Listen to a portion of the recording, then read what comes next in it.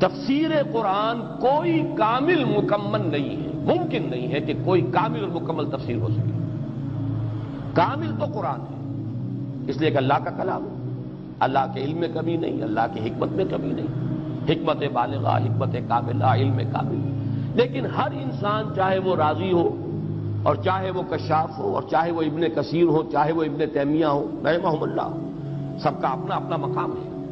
لیکن ہر شخص کا اپنا ایک مزاج ہوتا ہے، ہر شخص کا ایک زاویہ نگاہ ہوتا ہے،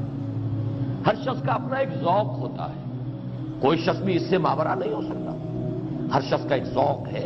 ایک مزاج ہے، ایک افتاد طبع ہے، اس کے اعتبار سے اسے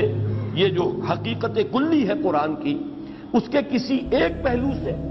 یا بہت بڑا تیر کوئی مارے گا تو ایک سے زائد دو پہلوؤں سے اس کو مناسبت ہو جائے گی، لیکن ہمہ جہتی اس کا تعلق ہونا، تمام فیسٹس جو ہیں قرآن کے، تمام پہلو جو ہیں ان کا احاطہ کرنا کسی ایک انسان کے بس میں نہیں۔ بعض لوگ جو ہیں تفسیر کرتے ہیں روایات کی بنیاد پر، بعض کرتے ہیں جیسے کہ امام راضی ہیں منطق کی بنیاد پر، فلسفے کی بنیاد پر، امام زمخشری نے سارا زور لگا دیا ہے ادب پر اور لغت پر، اپنا اپنا ہے، ان کی کنٹریبیوشن ہے، اور ہمارے لیے سب کی کنٹریبیوشن جو ہے وہ بہت ہی قابل قدر ہے، ہمیں ادھر سے بھی لینا ادھر سے بھی لینا، لیکن یہ کہ اس میں قطعاً کسی شخص کی توہین نہیں ہے اگر یہ کہا جائے کہ فلاں شخص فلاں پہلو سے گویا کہ محروم رہا ہے، ایک پہلو سے اس نے کنٹریبیوٹ کیا ہے، بہت کچھ ہمیں دیا ہے اور ہمیں اس کی قدر کرنی چاہیے۔ اسی کے حوالے سے میں نے چونکہ جو بھی میری سوچ ہے اور میرا مطالعہ رہا ہے، اور اب تو ظاہر بات ہے کہ عمر کے آخری سرحدوں میں پہنچا ہوا ہوں، جو بھی سوچنا تھا سوچ چکا ہوں، لیکن یہ کہ میں نے اپنی سوچ کے بھی 4 اینگلز جو ہے وہ بتائے ہیں کہ میں نے 4 گوشوں سے استفادہ کیا ہے۔ قرآن مجید کا ایک پہلو ہے تحریک، انقلاب، حرکت، یہ مولانا ابوالکلام آزاد اور مولانا مودودی، ان دونوں نے در حقیقت قرآن کے اس پہلو کو نمایاں کیا، بہت بڑی کنٹریبیوشن ہے۔ قرآن کا ایک پہلو یہ ہے اس کا اسلوب، اس کا باہمی ربط، اس کے الفاظ، اس کی آیات کا آپس میں ربط، سورتوں کا آپس میں ربط، سورتوں کے گروپ بنے تو ان کا ربط، یہ وہ پہلو ہے جو مولانا فراہی اور مولانا اصلاحی صاحب نے اس میں بہت کچھ کنٹریبیوٹ کیا ہے۔ لیکن ایک ہے قرآن مجید کا اسلاف کے ساتھ اور کچھ تصوف کی چاشنی کے ساتھ، یہ جو ایسوٹیرک ایلیمنٹ ہے، باطنی جو پہلو ہے دین کا اور قرآن مجید کا، یہ جس سے کہ اہل تصوف نے جس سے زیادہ دلچسپی لی ہے وہ پہلو، اس کو ہمارے اسلاف میں سے آج کے زمانے میں سمجھتا ہوں کہ مولانا شبیر احمد عثمانی رحمۃ اللہ علیہ کے حواشی اور در حقیقت ترجمہ جو ہے ان کے استاذ کا ہے شیخ الہند کا۔ پھر یہ کہ قرآن مجید کے حوالے سے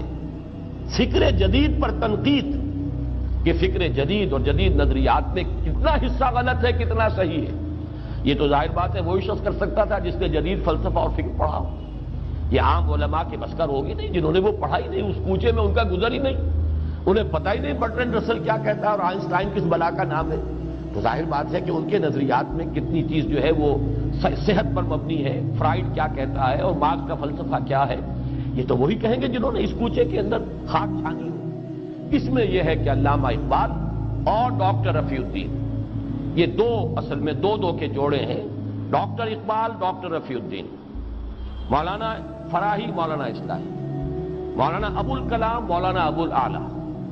شیخ الہند شیخ الاسلام، 2 شیخین، 2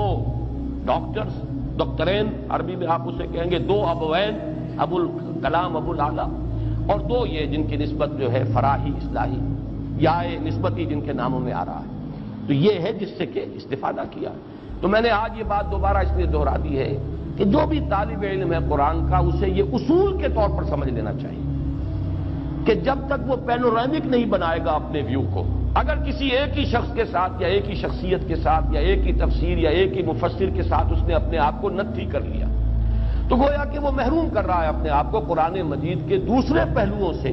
کہ جو اس مصنف یا مفسر کے ذوق سے زیادہ مناسبت نہیں رکھتا۔